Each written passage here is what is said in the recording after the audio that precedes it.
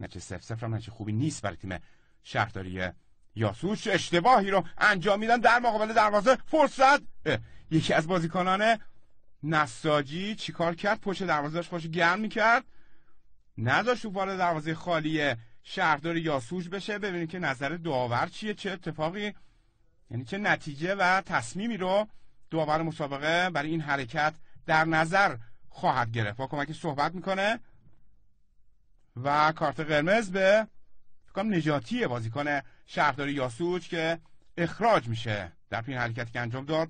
تقریبا همه بازیکن شهرداری توی دروازه قرار گرفتن، وسطشون هم هوری قرار گرفته. ببینید که با این توپ چه میکنن شاگردان نادر دست نشان. یه لحظه بیرون میاد، حالا این ضربه که توپ گل نمیشه و موقعیت خوب نساجی از دست میده. از بیرون اومدین و حال مانع گل شدن توپ شدین. والا این تنها کاری بود که میتونستم برای تیم انجام بدم، دیگه تمام توانم بود. تو اون لحظه فقط همین کار ازم برمیومد. یعنی غیر ارادی بود؟ دقیقاً.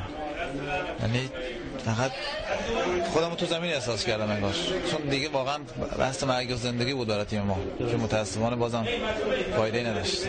این صحنه حال اتفاق افتاد، جریمه یا محرومیت هم داره؟ هر چی باشه دیگه مهم نیست.